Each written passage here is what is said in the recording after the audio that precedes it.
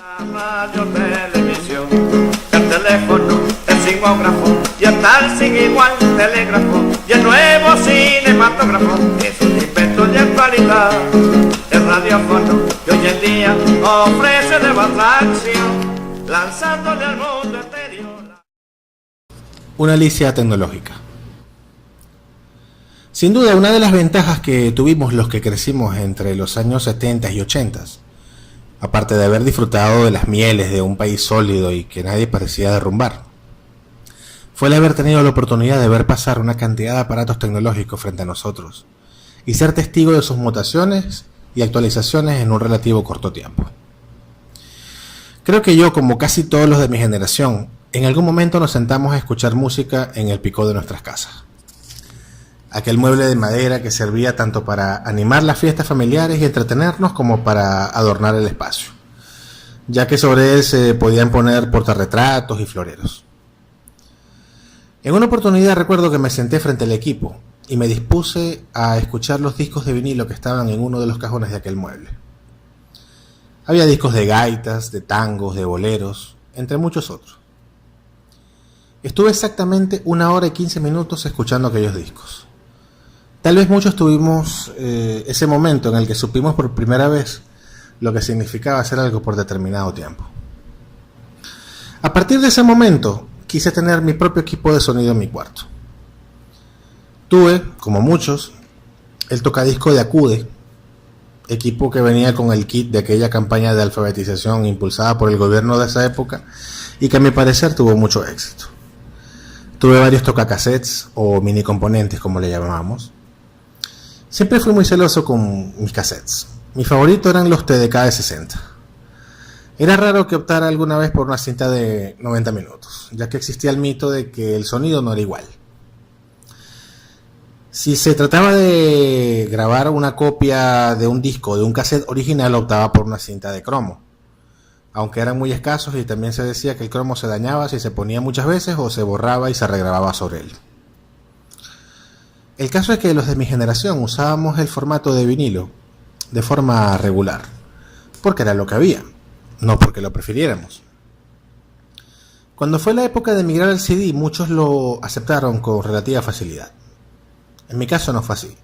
Me resistí con fervor a mis long play, hasta que las leyes del mercado me obligaron definitivamente a migrar al formato digital. A partir de ese momento, todo fue demasiado vertiginoso.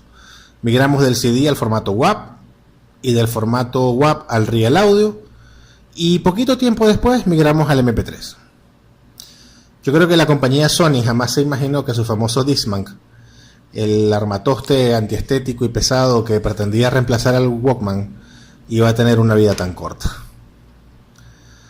Misma suerte sufrimos los que nos aferrábamos a las cintas de Betamax.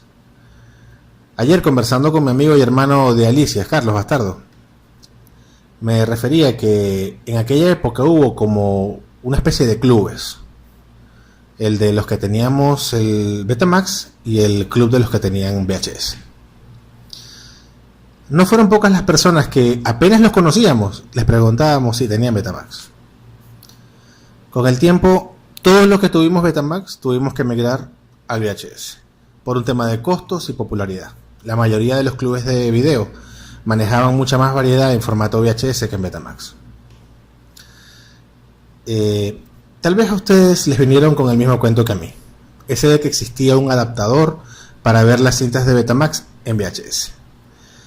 Creo que se convirtió en un mito urbano, porque jamás llegué a ver el fulano adaptador. Siempre escuchaba a alguien que decía que lo tenía, o el amigo de un amigo que lo usó. El caso es que poco a poco el viejo Betamax se fue quedando agarrando polvo en un rincón de la casa, mientras el VHS era la nueva sensación del entretenimiento familiar. Uno de los eventos más impactantes que recuerdo de mi niñez fue cuando tuvimos nuestro primer televisor a color. Era un National Quintrix. Fue el primer televisor a color que hubo en toda la cuadra. Para entonces lo único que se recibía a colores eran 2 que 3 propagandas, la novela de las 9 y Sábado Sensacional. Todo lo demás era blanco y negro. A las 8 de la noche mi casa se comenzaba a llenar de vecinas de la cuadra para ver la novela en colores. También ocurrió lo mismo con los que fuimos del club del Atari. Existía otro club que era el del IntelliGame, el club de los que les gustaba el Chevrolet, el club de los que les gustaba el Ford. Y en mi caso, que me crié en los campos petroleros, los que vivíamos en los campos de Maravén y el club de los que vivían en los campos de Lagobén, y así sucesivamente. Todo pasa y todo queda, decía Machado. Queda entre los que tuvimos la suerte de vivir aquellas transiciones. No sé si los jóvenes de ahora sentirán nostalgia por los tiempos que corren dentro de unos 20 años o más. Ahora casi todo tiene la etiqueta de descartable. Y tácitamente sabemos que pronto vendrá algo mejor, más pequeño, más rápido y más descartable aún. Particularmente siempre que escuchaba la canción que encabeza esta Alicia, pensaba en que para la época en que fue escrita, la electricidad trajo toda una serie de inventos que a muchos, como a don Armando Molero, parecían aturdirle. Tal vez, ahora mismo, algún muchacho de 20 años que escuche esta Alicia, que habla de cosas que jamás había oído, de aparatos raros, se preguntará que ¿por qué nos tomábamos tantas molestias si todo eso lo podíamos resolver con una computadora? Maracaibo, septiembre del 2017.